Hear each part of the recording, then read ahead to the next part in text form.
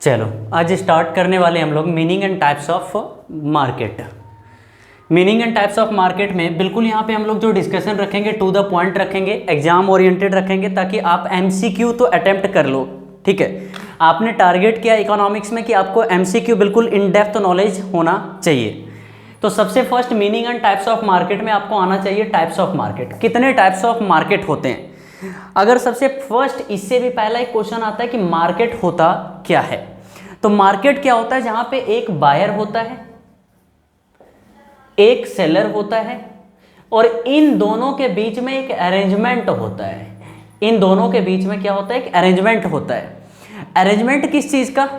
Arrangement किस चीज का? बायर को कुछ गुड्स बाय करना होता है, सेलर को कुछ गुड्स सेल करना होता है। तो arrangement for buying and selling of this something. क्या आप पूछोगे सर इसके लिए कोई फिजिकल लोकेशन का होना जरूरी है कि ये रहा बाजार जैसे कि आपका मंडी होता है? बिल्कुल नहीं। आज के टाइम स्टॉक मार्केट है, ऑनलाइन सेलिंग होता है, ऑनलाइन बाइंग होता है। Means for a market there is nothing about any particular physical place, but there must be an arrangement between buyer and seller, जिसपे बायर कुछ गुड्स बाय करता है और सेलर कुछ गुड्स सेल करता है। ठीक है, अब आता है मार्केट कितने टाइप के होते हैं। तो मार्केट कितने टाइप के होते हैं? टोटल 4 टाइप के। एक होता है आपका परफेक्ट कंपटीशन। परफेक्ट कंपटीशन मतलब आ जाओ सब लोग मिलकर व्यापार करते हैं। मैं भी वही प्रोडक्ट बेचूंगा, मैं भी यही मार्कर बेच रहा हूं, आप भी वही मार्कर बेच रहे हो। आपका भी मार्कर ग्रीन है, आपका प्राइस सेम है, क्वालिटी सेम है, प्रोडक्ट सेम है। एक होता है आपका मोनोपोली। मोनोपोली मार्केट में उस चीज में डील करने वाले सिर्फ आप इकलौते हो, आपके अलावा कोई और वहां पे डील नहीं करेगा। एक होता है मोनोपोलिस्टिक।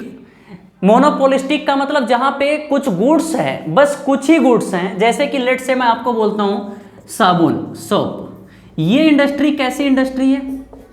एक साबुन को बेचने के लिए कई सारे प्रोडक्ट है, लेकिन कितने प्रोडक्ट होंगे? 4 प्रोडक्ट, 5 प्रोडक्ट, है कि नहीं? आपका ले लो साबुन के लिए आपका लाइफ बॉय हो गया, डिटॉल हो गया, ऐसे कुछ 8, 10, 12, 15 होंगे। मतलब यहाँ पे उस प्रोडक्ट में डील करने वाले कुछ इंडस्ट्री हैं, कुछ पर्टिकुलर इंडस्ट्री है। परफेक्ट कंपटीशन नहीं है, बट कुछ पर्टिकुलर लोग ही उसमें डील कर रहे हैं। एक होता है आपका ओलिगोपोली। ओलिगोपोली जैसे कि उस प्रोडक्ट को बेचने वाले कुछ ही लोग हैं। लेट्स से पेप्सी, उस प्रोडक्ट को बेचने वाले कुछ ही लोग हैं जिन्होंने कंट्रोल कर रखा है इस चीज को, बहुत कम है इसको बेचने वाले। तो सबसे फर्स्ट आता हूं मैं परफेक्ट कंपटीशन। परफेक्ट कंपटीशन का मतलब आ जाओ सब लोग मिलकर व्यापार करते हैं। ठीक है, मतलब यहाँ पे बेचने वाले लोग बहुत सारे लोग होते हैं। यहाँ पे जो प्रोडक्ट बेचा जाता है वो होमोजीनियस नेचर का होता है। होमोजीनियस का मतलब क्या होता है? Uniform quality. Uniform quality nature का होता है। Uniform quality in the sense product का क्वालिटी, प्रोडक्ट का नेचर, प्रोडक्ट का कलर, प्रोडक्ट का साइज, प्रोडक्ट का price, everything should be same. उस प्रोडक्ट में अगर एक यहाँ पे राम एक प्रोडक्ट बेच रहा है, श्याम भी वही प्रोडक्ट उसी प्राइस पे ही बेचेगा, ऐसा पॉसिबल नहीं है। मतलब परफेक्ट कंपटीशन प्रैक्टिकल मार्केट में कहीं भी एग्जिस्ट नहीं करता, लेकिन किताबों में एग्जिस्ट करता है, तो आपको पढ़ना है। यहाँ पे मैनी नंबर ऑफ सेलर होते हैं, प्रोडक्ट होमोजीनियस नेचर के होते हैं, सेलिंग कॉस्ट नहीं होता। सेलिंग कॉस्ट होता क्या है? सेलिंग कॉस्ट का मतलब होता है एडवर्टाइजमेंट का कॉस्ट। एडवर्टाइजमेंट का कॉस्ट। एडवर्टाइजमेंट आप किस चीज का करोगे? राम भी उसी में, श्याम भी उसी में, मोहन भी उसी में, गीता भी उसी में, सीता भी उसी में। आप एडवर्टाइज किस चीज का करोगे? तो एडवर्टाइजिंग कॉस्ट तो कुछ है ही नहीं, बगल वाला भी उसी चीज को बेच रहा, आप क्या एडवर्टाइज करोगे? क्वालिटी सेम है, कलर सेम है, साइज सेम है, क्वांटिटी सेम है। Degree of control over price, यहां पे आपका प्राइस पे कोई भी कंट्रोल नहीं होता। यहां पे जो प्राइस तय करती है, प्राइस आपकी इंडस्ट्री तय करती है, और जो प्राइस इंडस्ट्री ने तय कर दिया वही प्राइस आपको एक्सेप्ट करना पड़ता है। जो प्राइस इंडस्ट्री ने तय कर दिया आपको वही प्राइस एक्सेप्ट करना पड़ता है। यहां पे जो ग्राफ बनता है वो horizontal line parallel to X axis बनता है। आप यहां तक की चीजें नोट कर सकते हो, साथ ही साथ फिर मैं समझाता हूं। नोट करने के लिए या तो आप स्क्रीनशॉट ले लो या तो जैसे भी करो, मैं यहां पे वेट ज्यादा नहीं कर सकता। अब देखो इंडस्ट्री कैसे तय करती है, इस डायग्राम को समझना। यहां पे इंडस्ट्री का ग्राफ,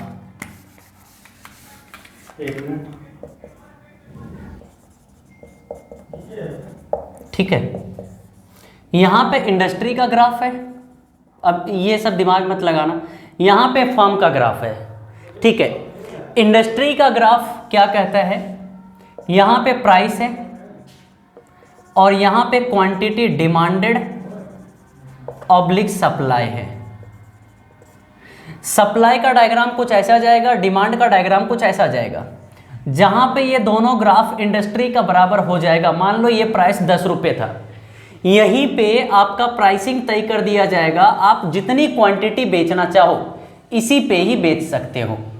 आप जितनी भी क्वांटिटी बेचना चाहो फर्म, आप इसी प्राइस 10 रुपये पे ही बेचोगे, चाहे आप क्वांटिटी बढ़ाओ चाहे आप क्वांटिटी कम करो, ठीक है। तो इंडस्ट्री यहाँ प्राइस मेकर होती है, फर्म प्राइस टेकर होती है। आपको प्राइस को एक्सेप्ट करना पड़ेगा। ठीक कर दिया था ना इसको, हाँ पक्का ना, बीच में छेड़ना मत। तो फर्म क्या होता है, प्राइस मेकर होता है, ठीक है।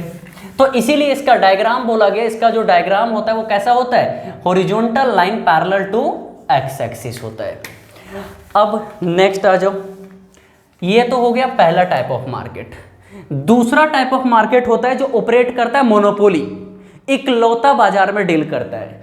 क्वेश्चन यहाँ पे ये भी आता है सर मोनोपोली बनता कैसे, क्यों मोनोपोली, दूसरे लोग क्यों नहीं आ रहे। मोनोपोली का मतलब उस प्रोडक्ट को बेचने वाला मेरे अलावा मार्केट में कोई है ही नहीं। अब देखो मोनोपोली में आने का कारण क्या होता है, उस प्रोजेक्ट का cost. Let's say practical example लो, उस प्रोजेक्ट का कॉस्ट मान लो, उस प्रोजेक्ट का कॉस्ट ही है 10,000 मिलियन डॉलर। आप कहाँ से स्टार्ट करोगे, तो कुछ सेलेक्टेड लोग ही उस बिजनेस में आ सकते हैं, जैसे रिलायंस जैसे लोग। और क्या रीजन होता है, आपने उस प्रोडक्ट की टेक्नोलॉजी पे कंट्रोल ले रखा है, आपने उसका ट्रेडमार्क करवा रखा है, इस प्रोडक्ट को कोई भी इसका कॉपी नहीं कर सकता। कुछ हो सकता है लाइसेंसिंग सिस्टम, इंडिया में लाइसेंसिंग सिस्टम भी चलता है। उस प्रोडक्ट को लेने के लिए लाइसेंस चाहिए, उस प्रोडक्ट को लेने के लिए लाइसेंस, और गवर्नमेंट सबको लाइसेंस नहीं देगी। रीजन में भी कुछ भी रीजन हो सकता है, रीजन में भी कि उसका कॉस्ट कुछ ऐसा हो, उसका साइड इफेक्ट कुछ ऐसे हो सकते हैं, या तो पब्लिक वेलफेयर में वो चीज़ नहीं होगा। तो इन कारणों से पिक्चर में आता है अपना मोनोपोली का बिजनेस, ठीक है। तो मोनोपोली बिजनेस का मतलब क्या है कि जो आपके नंबर ऑफ सेलर हैं वहाँ पे एक ही बेचने वाला लोग है, जबकि यहाँ पे क्या था, बहुत सारे number of seller, many number of seller. यहाँ पे जो प्रोडक्ट है वो यूनिक है, जिसका कोई सब्स्टिट्यूट नहीं है, जबकि यहाँ जो प्रोडक्ट थे वो क्या थे, होमोजीनियस, सभी प्रोडक्ट आपस में सेम नेचर के थे। यहाँ पे प्राइस की अगर बात करूँ, degree of control over price, यहाँ पे इंडस्ट्री प्राइस मेकर थी, फर्म प्राइस टेकर थी। फर्म को वो प्राइस मजबूरन बस एक्सेप्ट करना पड़ता था, बट यहाँ पे बेचने वाला वो अकेला है, तो यहाँ पे वो प्राइस पे नेग्लिजिबल फुल, मतलब ये जो सबसे फर्स्ट ये वाला फुल कंट्रोल होता है, उसका प्राइस पे पूरा 100% कंट्रोल, मतलब प्राइस मेकर है। सेलिंग कॉस्ट, एडवर्टाइजमेंट, यहाँ तो जरूरत ही नहीं पड़ती थी। बताओ, यहाँ पे जरूरत पड़ता है बट बहुत कम। रिलायंस सुना है बहुत सारी चीज़ों का एडवर्टाइज करता है, ज़्यादा एडवर्टाइज स्टार्टिंग में मार्केट बनाने के लिए करता होगा, लोगों की जानकारी अवेयरनेस के लिए करता होगा। डिमांड कर्व कैसा होता है, यहाँ पे क्या था, horizontal line parallel to X axis. यहाँ जो डायग्राम बनेगा वो नॉर्मल डिमांड का बनेगा। नॉर्मल डिमांड का मतलब downward sloping from left to right, downward sloping from left to right. और इसका जो इलास्टिसिटी होता है, बताओ, यहाँ पे इलास्टिसिटी ऑफ डिमांड इन्फिनिटिव होती है। याद है, आपने ऑलरेडी डिमांड पढ़ रखा है। ये horizontal line parallel to X axis का मतलब क्या है, प्राइस में कोई चेंज नहीं हो रहा बट डिमांड बढ़ती जा रही है, तो ये तो ईडी क्या कर दिया, इन्फिनिटिव। इसका जो ईडी आएगा वो स्मॉल आएगा, स्मॉल इन द सेंस जो सप्लाई और डिमांड में चेंज होगा वो प्राइस में थोड़ा सा कम ही होगा प्राइस से। यहाँ पे ये चीज़ आप नॉर्मल याद रख लेना पेपर के लिए, प्राइस जो होता है वो मोर देन मार्जिनल कॉस्ट होता है। ये पेपर में एमसीक्यूज वगैरह के लिए, इसका डीप में नहीं जाना चाह रहा। यहाँ पे भी प्राइस आपका मोर देन एमसी होगा, यहाँ पे भी पी मोर देन एमसी होगा। वैसे ये अभी तक पूछा नहीं गया है। उसके बाद ये आपका मोनोपोली है, आप इसका स्क्रीनशॉट ले लो नोटिंग के लिए। नेक्स्ट आ जाओ, अब आता है तीसरा business, monopolistic business. Monopolistic business में क्या है, यहां पे था उस चीज में डील करने वाले बहुत सारे लोग थे, यहां पे एक आदमी था, यहां पे एक आदमी नहीं, बेचने वाले लोग तो बहुत सारे हैं। बेचने वाले लोग तो बहुत सारे हैं, मोनोपोलिस्टिक, लेकिन ये जो प्रोडक्ट है यहाँ पे क्या था, होमोजीनियस, यहाँ पे क्या था, यूनिक नेचर का, मतलब उसका कोई सब्स्टिट्यूट नहीं है। यहाँ क्या है, प्रोडक्ट डिफरेंशिएटेड है, मतलब आप प्रोडक्ट को डिफरेंशिएट कर सकते हो। जैसे कि डिफरेंशिएट किस बेसिस पे, प्राइस के बेसिस पे, क्वालिटी के बेसिस पे, साइज के बेसिस पे। लेट से मैं बोलूँ कि साबुन, लाइफ बॉय भी साबुन है और डिटोल भी साबुन है और भी बहुत सारे साबुन हैं आप, लेकिन इन दोनों में कुछ तो सेलेक्ट करके आपने रखा होगा, मुझे यही साबुन ही यूज करना है। क्यों, you can easily differentiate in between these products. तो इसे बोला जाता है मोनोपोलिस्टिक मार्केट।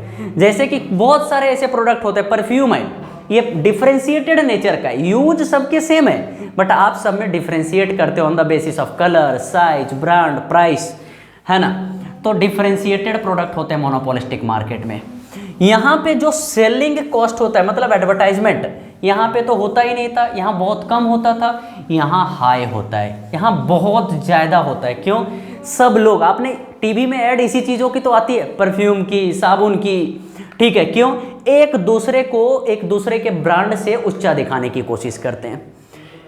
प्राइस पे कंट्रोल बताओ, यहां तो क्या था, बिल्कुल भी प्राइस पे कंट्रोल नहीं था। यहां पे प्राइस पे कंट्रोल बताओ, ये तो प्राइस मेकर थे, ये प्राइस टेकर थे, इनका प्राइस पे थोड़ा बहुत कंट्रोल होता है। जनरली ये लोग अपना प्राइस नहीं चेंज करते, नहीं तो इनका मार्केट चला जाता है। तो ये लोगों का प्राइस पे कंट्रोल होता तो है, बट लिमिटेड होता है। क्यों, ड्यू टू प्रोडक्ट डिफरेंशिएशन, लोग प्रोडक्ट डिफरेंशिएट करते हैं और प्रोडक्ट डिफरेंशिएशन प्राइस की वजह से भी हो सकता है। इनका भी जो ग्राफ होता है नॉर्मल ग्राफ होता है, डाउनवर्ड स्लोपिंग वाला, इनका भी नॉर्मल ग्राफ होता है। और लेकिन इनका जो इलास्टिसिटी ऑफ डिमांड होता है वो लार्ज होता है। अभी अभी आपको बताया, हो सकता है थोड़ा सा प्राइस चेंज होने की वजह से पहले आप डिटोल यूज कर रहे थे, अब आप दूसरे साबुन पे चले जाओ, तो इनका जो इलास्टिसिटी होता है वो लार्ज होता है। ठीक है, ये आपका मोनोपोलिस्टिक हो गया, इसको नोटिंग करो। बेस आपका सभी में यही रहने वाला है। अब आ जाओ ओलिगोपोली।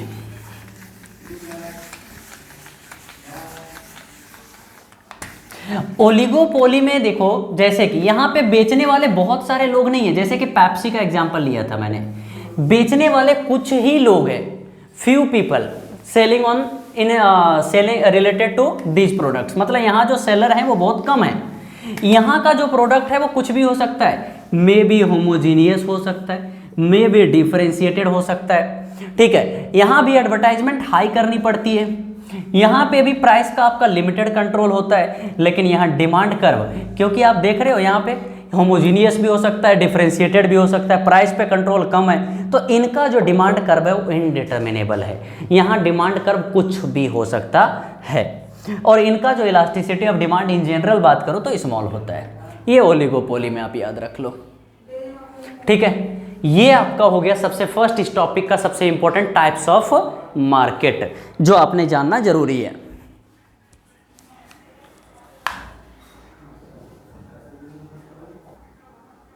हाँ बरोबर। नेक्स्ट आपका यहाँ पे टॉपिक आता है रेवेन्यू। रेवेन्यू का मतलब क्या है कि आपने जो प्रोडक्ट बेचा उससे आपने कमाया क्या। तो revenue simply means it is the product of price and quantity. मान लो आपने 10,000 यूनिट बेचा और एक यूनिट का जो प्राइस है वो 5 रुपये है, तो आप क्या बोलोगे, आपने कितना कमाया, 50,000 रुपीज। तो revenue is nothing but it is multiplication of your price and quantity has been sold. तो रेवेन्यू के 3 पार्ट हैं। एक जो आपने अभी फॉर्मूला पढ़ा that is total revenue, TR। एक होता है आपका एवरेज रेवेन्यू, AR। तो ऑब्वियसली एवरेज कैसे निकलेगा, TR divide by Q। AR is equal to TR divide by Q। अच्छा, अगर TR डिवाइड बाई Q है तो TR का मतलब है P into Q divide by Q। Q से Q कैंसल, तो AR किसके बराबर होता है, प्राइस के बराबर। ये थ्योरी एक ध्यान रखना, AR always equal to price. And MR का मतलब होता है TRN माइनस TRN माइनस 1। मतलब अगर आपको MR तीसरी क्वांटिटी पे निकालना है तो TR 3 किलो माइनस TR 2, तो आपका मार्जिनल रेवेन्यू आ जाएगा। तो ये रेवेन्यू हो गया। कहीं भी कोई कंफ्यूजन हो तो वीडियो को पीछे करके और वापिस एक बार देखो। नेक्स्ट आता है MR का एक और MCQ में फॉर्मूला बनता है, MR always equal to AR into elasticity minus 1 divide by elasticity. मे भी आपके पेपर में इलास्टिसिटी दिया और पूछ AR दिया है और पूछ रहा है MR क्या होगा, तो MR is equal to AR into E minus 1 divide by E। इसका मतलब अगर मैं E की जगह 1 पुट करूं तो देखो 1 माइनस 1 जीरो हो गया, ये पूरे को जीरो बना दिया, तो MR जीरो हो जाएगा। अगर E को लेस देन 1 पुट करूं तो MR को नेगेटिव बना देगा, लेस देन जीरो। अगर E को मोर देन 1 पुट करूं तो ये पॉजिटिव रहेगा, मोर देन जीरो। ठीक है, एक यहाँ पे मिसलेनियस आपको इकोनॉमिक का प्रिंसिपल बताता हूं। अगर आपका TR मतलब टोटल रेवेन्यू आपके टोटल कॉस्ट से बराबर या कम हो जाए, मान लो आप एक बिजनेस में ऑपरेट कर रहे हो लेट से, और उस बिजनेस का टोटल रेवेन्यू आपके टोटल कॉस्ट के बराबर या तो उससे कम है, इसका मतलब सीधा सीधा क्या है कि आपको वो बिजनेस अब और नहीं करना चाहिए, आपको प्रोडक्शन रोक देना चाहिए। टोटल कॉस्ट का मतलब दो चीजें होती है यहाँ पे। टोटल कॉस्ट का मतलब होता है एक fixed cost plus variable cost. दोनों के बारे में आपको समझाया था। फिक्स्ड कॉस्ट क्या होता है, जो आपका हर महीने बिजनेस में प्रोडक्शन ज्यादा हो कम हो मैटर नहीं करता, ये सेम रहेगा, जैसे कि एम्प्लॉय की सैलरी, उस बिल्डिंग का रेंट। ठीक है, वेरिएबल कॉस्ट क्या होता है, जितना प्रोडक्शन उतना ज्यादा खर्चा, जैसे कि रॉ मटेरियल। ठीक है, तो total cost is equal to fixed cost plus variable cost. एक वर्ड ध्यान से सुनो, आपको बिजनेस तब तक ऑपरेट करना चाहिए जब तक आपका टोटल रेवेन्यू आपके वेरिएबल कॉस्ट को खींच रहा हो। अगर आपका वेरिएबल कॉस्ट निकल जा रहा है इसका मतलब ठीक है, लेकिन अगर टोटल कॉस्ट आपका लेस देन और इक्वल टू टोटल कॉस्ट हो गया देन बिजनेस में प्रोडक्शन बंद कर देना चाहिए। ठीक है, इक्विलिब्रियम प्राइस क्या होता है, इक्विलिब्रियम प्राइस मतलब बैलेंस्ड प्राइस, जहां पे आपका डिमांड और सप्लाई बराबर हो जाए। ये अगर मैं बोलूं ये रहा डिमांड का ग्राफ, ये रहा सप्लाई का ग्राफ, तो आपकी प्राइस कहां तय होगी, ये रहा इक्विलिब्रियम प्राइस। यहां पे प्राइस तय कर दिया जाएगा। थोड़ा भी डिमांड सप्लाई वेरिएट होगा तो आपका प्राइस भी अकॉर्डिंगली चेंज होगा, अभी देखेंगे। तो ये एक जनरल सा थ्योरी हो गया, इसको स्क्रीनशॉट लो।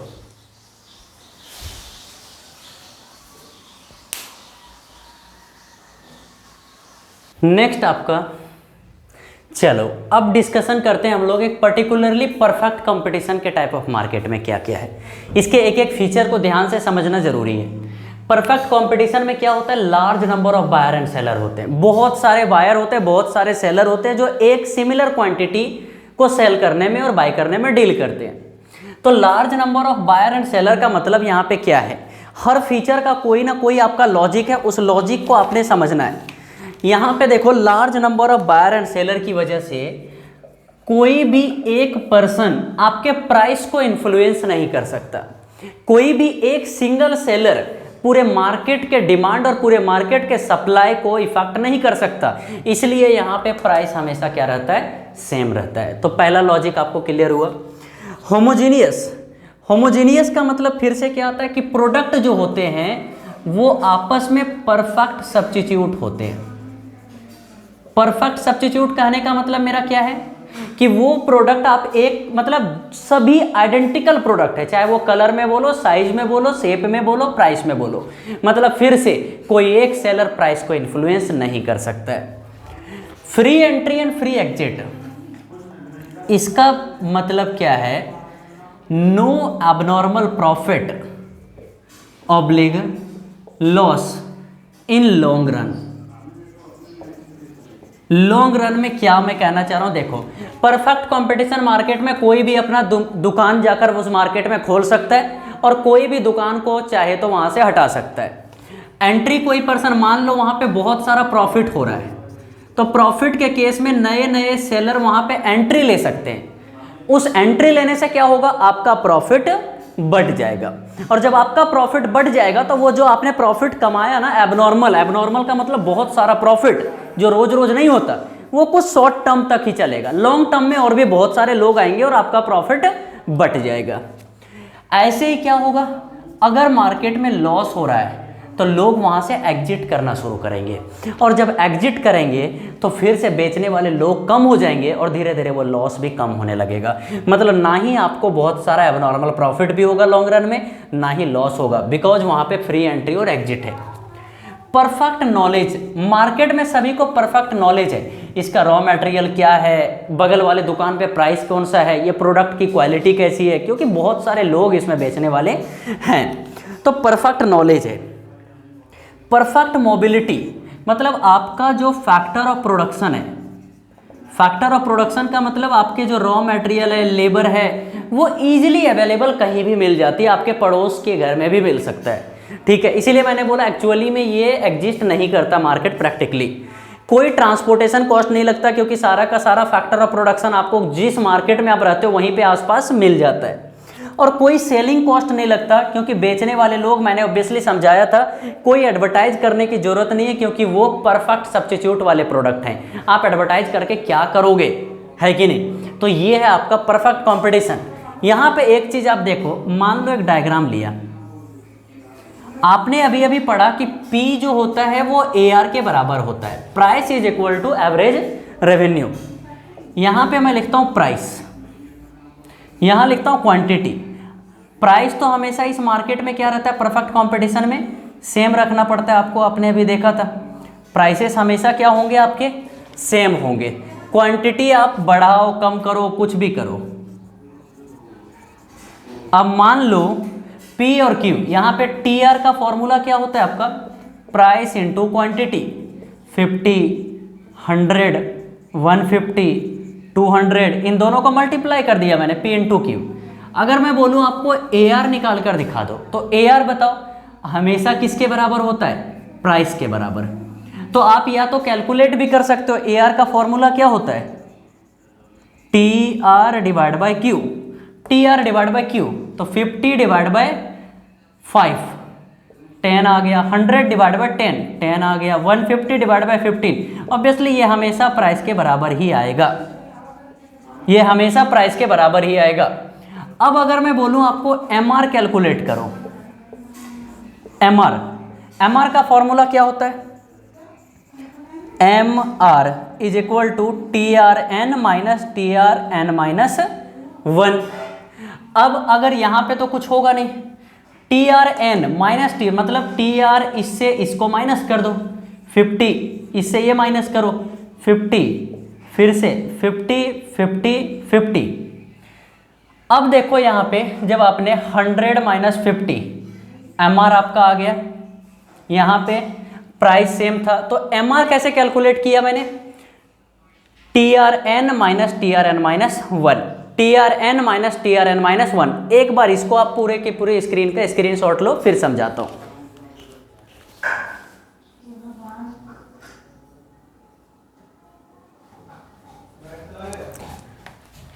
अब नेक्स्ट आ जाओ, तो P और AR ये दोनों हमेशा बराबर होते हैं, लेकिन एक थ्योरी याद रखना,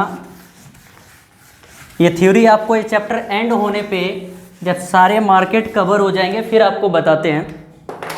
P और AR तो हमेशा बराबर होते हैं, बट परफेक्ट कंपटीशन में P और AR के अलावा MR भी आपका बराबर होता है। P, AR और MR तीनों बराबर होते हैं, अभी के लिए ये याद रखो आप। अब आता है कि अगर मैं परफेक्ट कंपटीशन की बात करूं तो इक्विलिब्रियम कंडीशन कहां पे होता है, हम लोग पढ़ने जा रहे हैं इक्विलिब्रियम कहां पे होता है। इक्विलिब्रियम की कंडीशन को फुलफिल करने के लिए दो कंडीशन आपको पूरा करना है, MR is equal to MC, ये आपका फर्स्ट ऑर्डर कंडीशन है, मतलब ये पूरा का पूरा कंडीशन नहीं है, इसके साथ MR और MC बराबर होना चाहिए, पहला कंडीशन। देखो अगर मैं परफेक्ट कंपटीशन का डायग्राम का बात करूं तो ये आपका होता है, यहाँ पे प्राइस होता है, यहाँ पे क्वांटिटी डिमांडेड ऑब्लिग सप्लाइड होगा, ये आपका जाता है P is equal to AR is equal to MR का डायग्राम मेनली। और MC का जो डायग्राम आपका होता है वो कुछ ऐसा होता है, MC का डायग्राम। तो MR और MC देखो दो पॉइंट पे कट कर रहे हैं एक दूसरे को, यहां भी कट कर रहे हैं और यहां भी कट कर रहे हैं। तो अब क्वेश्चन आता है सर इक्विलिब्रियम कहां पे है। दूसरा कंडीशन देखो, MC should cut MR from below, मतलब MC जो है वो MR कर्व को नीचे से कट करेगा। यहाँ पे देखो नीचे बिलो इन द सेंस कि यहाँ के बाद अब MC बढ़ रहा है, जबकि यहाँ पे कट करके ये कम हो रहा है। तो ये वाला जो कंडीशन है ये आपका MR और MC बराबर है और इसे बोला जाता है equilibrium condition under perfect competition. यहाँ पे आपका प्राइस तय किया जाएगा। तो ये दोनों कंडीशन आपका साथ साथ पूरा होना चाहिए। अच्छा, कुछ यहाँ पे नोट में पॉइंट रखो याद, उसके बाद स्क्रीनशॉट अभी मत लेना, एक ही बार लेना। ब्रेक इवन कहाँ पे होता है? ब्रेक इवन का मतलब जहाँ तक आप नॉर्मल प्रॉफिट कमा रहे हो, मतलब यहाँ पे ये बिजनेस ऐसा है कि आप प्रॉफिट पे नहीं है तो लॉस में भी नहीं है, ठीक है। तो ब्रेक इवन वाली सिचुएशन होती है जब आपका AR और AC, ये सब थ्योरी आपके MCQs में आते हैं, तो ध्यान रखना। जहाँ पे आपका AR और AC बराबर हो जाए उसे बोला जाता है ब्रेक इवन पॉइंट, मतलब अ पॉइंट जहाँ पे आप नॉर्मल प्रॉफिट कमा रहे हैं। दूसरा आप थ्योरी याद रखो, कब बोला जाएगा कि आप सुपर नॉर्मल प्रॉफिट कमा रहे हैं? सुपर नॉर्मल, नॉर्मल से भी ऊपर प्रॉफिट, तो जब आपका AR मोर देन AC हो जाए, जब आपका average revenue more than average cost हो जाए। और कब बोला जाएगा कि आप लॉसेस में चले गए? तो ऑब्वियसली जब आपका average revenue less than average cost हो जाए। तो ये एक आपका परफेक्ट कंपटीशन का फुल पैक थ्योरी बनता है। Normal profit AR AC, AR more than, AR less than. अब AR और AC इसका डायग्राम, AR AC का डायग्राम आप इग्नोर करो, मैं फालतू का इसमें AR AC का डायग्राम आपके पेपर के लिए बताकर आपको कंफ्यूज करो, इससे बजाय इतना याद रख लो, that will be more than enough, ठीक है। उसके बाद एक थ्योरी आपको फोर्थ अगर मैं बताऊं, ऑलरेडी बता चुका हूं मैं, टोटल कॉस्ट के दो पार्ट होते हैं, fixed cost plus variable cost. Total cost के दो पार्ट होते हैं। फिक्स्ड कॉस्ट का मतलब जो खर्चा एक बार कर दिया वो इनकर नहीं किया, वो वापस नहीं लाया जा सकता, ये इरिवर्सेबल है। मान लो आपने कोई बिजनेस स्टार्ट करना था, आपने रिसर्च करने पे खर्चा कर दिया, अब बिजनेस नहीं स्टार्ट करना आपको, क्या वो खर्चा वापस आ सकता है? नहीं। फिक्स्ड कॉस्ट का मतलब एक बार लगा दिया वो पैसा तो लगा दिया। तो फिक्स्ड कॉस्ट को इसीलिए आप बिजनेस को शट डाउन भी कर दोगे ना, बंद भी कर दोगे, तो उसको रिकवर नहीं किया जा सकता। देयरफॉर शट डाउन, मान लो आपको ये डिसीजन लेना है कि मुझे बिजनेस बंद करना चाहिए या नहीं करना चाहिए, तो फिक्स्ड कॉस्ट नहीं डिसाइड करेगा, वो कौन डिसाइड करता है? Variable cost. अगर इसीलिए मैंने आपको बताया इसको रिकवर कर पा रहे हो, ये इससे आप ज्यादा कमा रहे हो, जो आप कमा रहे हो वो आपके वेरिएबल कॉस्ट से तो ज्यादा कमा रहे हो, आपको बिजनेस चलाना चाहिए। और मान लो आप इससे भी ऊपर कमा रहे हो, फिर तो आपका अलग ही लेवल है, आप सुपर प्रॉफिट कमा रहे हैं। मतलब अगर मैं बोलूं कि आपका जो प्राइस है वो less than average variable cost है, तो इसको बोला जाता है आपका बिजनेस शट डाउन कर दो। अगर आपका जो प्राइस है वो एवरेज वेरिएबल कॉस्ट से भी डाउन हो गया, प्राइस कहने का मतलब मेरा AR, बिकॉज प्राइस और AR बराबर होते हैं, इसका मतलब थ्योरी क्या बनता है? अगर AR is less than the average variable cost, if AR is less than the average variable cost, तो बिजनेस को क्या कर दो? शट डाउन कर दो, ठीक है।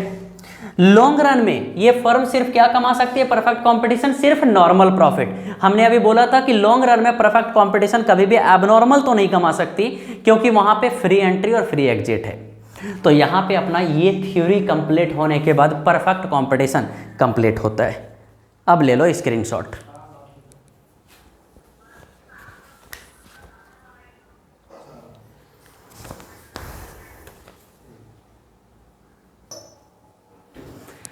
अब बात करते हैं मोनोपोली।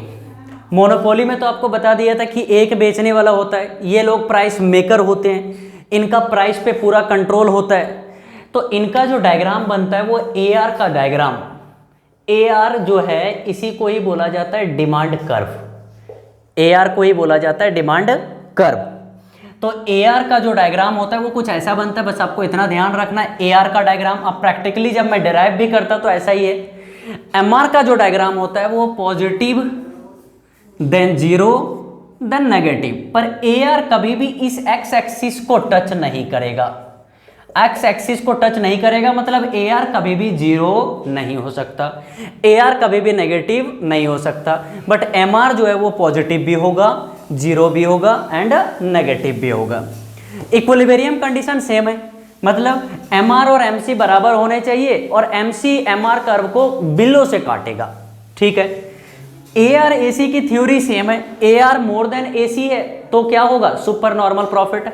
अगर ए आर लेस देन ए सी है, लॉस हो गया। ए आर बराबर ए सी है तो ये हो गया आपका क्या, मार्जिन, मतलब ब्रेक इवन पॉइंट, कि आप नो प्रॉफिट नो लॉस की सिचुएशन में। ये चीज आपने ध्यान रखना है। मान लो मोनोपोली का एक एग्जांपल मैं लेता हूं, इलेक्ट्रिसिटी की कंपनी, इंडिया में इलेक्ट्रिसिटी की कंपनी मोनोपोली है। आप चाहो इलेक्ट्रिसिटी की कंपनी स्टार्ट कर सकते हो, नहीं कर सकते, रीजन में भी उस प्रोडक्ट पे हो सकता है मोनोपोली होने का कारण किसी ने पेटेंट ले रखा है, ट्रेडमार्क ले रखा है, बहुत सारा कॉस्ट लगता है, गवर्नमेंट के लाइसेंस चाहिए, तो इलेक्ट्रिसिटी कंपनी मोनोपोली है। आपने देखा होगा ओल्ड एज के लिए अलग प्राइस है, जब मर्जी अलग अलग एज ग्रुप के लिए अलग अलग प्राइस, फीमेल के लिए अलग, मेल के लिए अलग, है कि नहीं, मिलिट्री के लिए अलग, डिफेंस के लिए अलग, नॉर्मल सिटीजन के लिए अलग। That is the case of monopoly, जहां पे प्राइस डिस्क्रिमिनेशन होता है। एक सेम नेचर ऑफ प्रोडक्ट के लिए अलग अलग बायर से अलग अलग प्राइसेस चार्ज किए जाते हैं। Price discrimination is a situation, price discrimination is a situation where the seller charge different prices from different buyer but the product is of same quality, ठीक है। तो ये आपका मोनोपोली है, इसको स्क्रीनशॉट लो, इससे ज्यादा जरूरत नहीं है, बाकी आपने फीचर तो देखा ही है।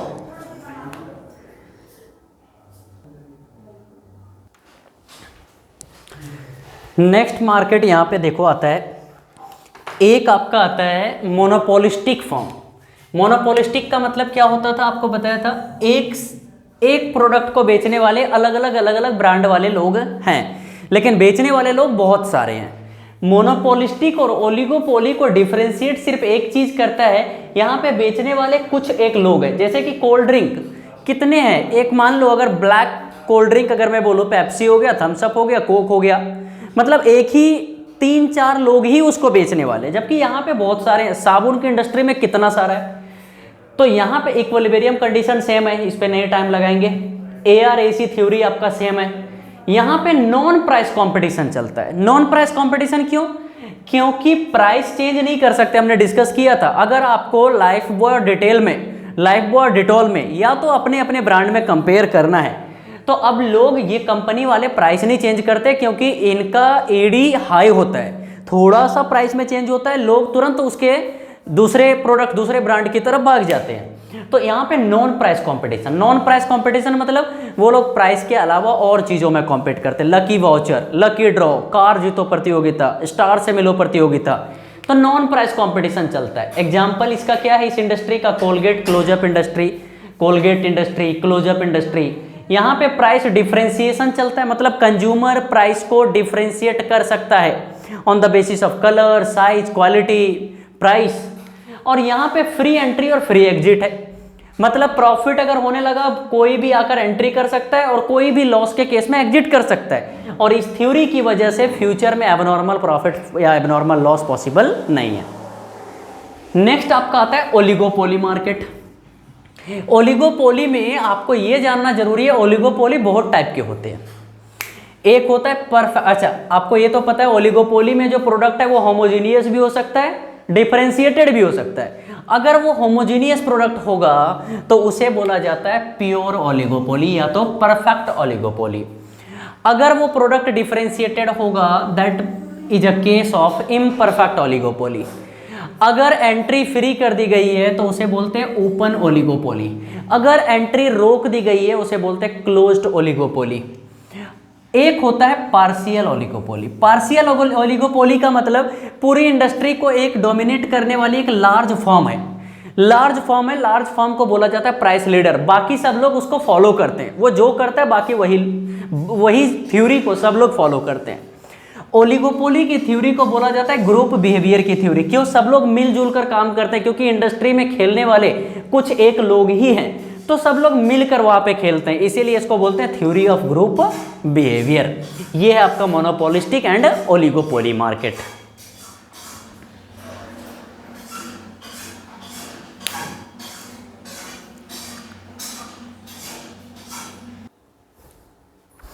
यहाँ पे आपका पूरा चैप्टर तो कंप्लीट होता है, बट इसके साथ आप जब क्वेश्चन करने आओगे तो आपको हो सकता है कुछ क्वेश्चंस में प्रॉब्लम हो, बाकी क्वेश्चन आप कर सकते हो। कुछ 4-5 क्वेश्चन, जैसे कि आपका क्वेश्चन नंबर 6 के लिए ये जानना जरूरी है, एक्सप्लिसिट कॉस्ट क्या होता है।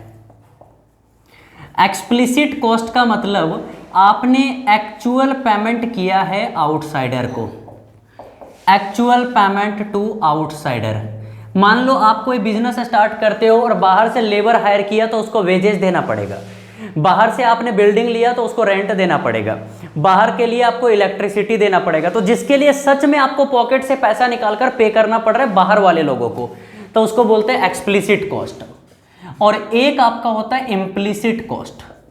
इम्प्लिसिट कॉस्ट का मतलब क्या होता है, जो आप किसी को दे नहीं रहे, बल्कि इसको आप बोल सकते हो अपॉर्चुनिटी कॉस्ट। मान लो मैंने ऑन लैंड अपनी जमीन लगाई, तो अपनी जमीन लगाई तो क्या अगर वो उसमें नहीं यूज करता तो रेंट तो मिलता ना मुझे, तो इसको बोला जाता है इम्प्लिसिट कॉस्ट।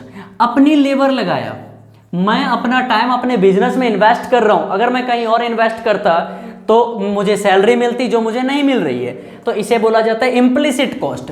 इम्प्लिसिट कॉस्ट का मतलब होता है कोई actual payment, no actual payment to outsider. ये क्या है, ये self employed factor of production है, जो आपने खुद लैंड लगाया, खुद लेबर लगाया, खुद के कैपिटल को लगाया। ठीक है, आपको एक क्वेश्चन नंबर 11 करने में थोड़ा सा इशू आ सकता है, हो सकता है। अकाउंटिंग कॉस्ट का मतलब क्या होता है, तो देखो अकाउंटिंग कॉस्ट का मतलब सिर्फ एक्सप्लिसिट कॉस्ट ही होता है, जो सच में आपने बाहर वाले लोगों को पेमेंट किया। क्यों, रिकॉर्ड सिर्फ उसी को करना पड़ता है। आपने अकाउंटिंग में अगर पढ़ा है मनी मेजरमेंट कॉन्सेप्ट, तो मनी मेजरमेंट कॉन्सेप्ट क्या कहता है कि उसी ट्रांजैक्शन को रिकॉर्ड करो जिसके लिए आपने पैसे दिए हैं, तो ये वही तो है। अकाउंटिंग में उसी कॉस्ट को रिकॉग्नाइज करो जो एक्सप्लिसिट हो। उसके बाद एक आपको क्वेश्चन नंबर 13 देखो, इकोनॉमिक थ्योरी का एजम्पशन क्या होता है। पूरी इकोनॉमिक्स का एक एजम्पशन क्या है जो इकोनॉमिक थ्योरी के नाम से जाना जाता है, एजम्पशन में, कि अल्टीमेट गोल किसी भी फर्म का क्या होता है। अल्टीमेट गोल, जब आप बिजनेस स्टार्ट कर रहे हैं तो आपका एकमात्र गोल वो तो होगा ही होगा, क्या, प्रॉफिट मैक्सिमाइजेशन। Profit maximisation. एक आपको रखो 37th क्वेश्चन में समझने के लिए एक आपको जानना चाहिए, किंक्ड डिमांड कर्व क्या होता है। किंक्ड डिमांड कर्व मॉडल, इसमें एक बार तो पेपर में ये भी आया था कि ये किंक्ड कर्व किससे रिलेटेड है, तो ये पॉल एम स्वीजी ने दिया था ये थ्योरी। पॉल एम स्वीजी, ये एक इकोनॉमिस्ट थे। इसमें पता है इन्होंने सिंपली क्या बोला कि in many oligopolistic form, in many oligopolistic there is price rigidity. इन्होंने ये बात पहले बोला कि ओलिगोपोली फॉर्म में प्राइस की रिजिडिटी होती है, ये तो हमने पढ़ा भी है। वैसे भी प्राइस की रिजिडिटी का मतलब ओलिगोपोली में कुछ ही लोग डील करते हैं, तो ये लोग जल्दी प्राइस को चेंज नहीं करते, इनमें प्राइस की रिजिडिटी होती है। ये प्राइस को ज़्यादा चेंज नहीं करते, नॉन प्राइस कंपटीशन करते हैं। एज्यूम ये क्या करते हैं, क्यों ऐसा प्राइस की रिजिडिटी है, तो ये किंक्ड डिमांड कर्व मॉडल कहता है, ये एक एजम्पशन पे बेस्ड है कि आप अगर प्राइस में थोड़ा भी चेंज करेंगे तो कंज्यूमर पूरा का पूरा डिमांड इधर उधर कर देगा। तो रिस्पॉन्स ऑफ कंज्यूमर जो होता है, एक वर्ड आपके एमसीक्यू में पूछा जा सकता है, इक्वेशन के फॉर्म में मैं लिख रहा हूं, रिस्पॉन्स ऑफ कंज्यूमर वो मोर देन होगा रिस्पॉन्स इन प्राइस, वो प्राइस चेंजेस से ज्यादा होगा। ठीक है, तो जो कंज्यूमर का रिस्पॉन्स होगा वो बहुत ज्यादा जल्दी रिएक्ट करेगा प्राइस में चेंज होने से। तो ये आपका 1, 2, 4, 5 ऐसे क्वेश्चन है जो आपको एमसीक्यू करने में डिफिकल्टी लग सकती है। इसके अलावा पूरा का पूरा चैप्टर यहाँ पे ओके होता है। ठीक है, बहुत कम टाइम में मैंने कवर करवाया, बिल्कुल मार्क्स ओरिएंटेड वे में, क्योंकि आपने ऑलरेडी चैप्टर्स को पढ़ रखा है। इसके बाद आप डायरेक्ट क्या करेंगे, अगर आपको कंफ्यूजन हो रहा है तो इस वीडियो को वापस देखो, क्योंकि वीडियो कम ड्यूरेशन का मैंने रखा है, तो आप वापस 2 बार 3 बार देख सकते हो। और बिलीव में आपका एक भी क्वेश्चन इस लेक्चर से बाहर नहीं है, तो पूरा का पूरा जो कहीं आपको लग रहा था कंफ्यूजन, वो मैंने यहाँ पे लिख दी है। इसका स्क्रीनशॉट ले लो और यहाँ पे आपका मार्केट का पूरा चैप्टर डन होता है।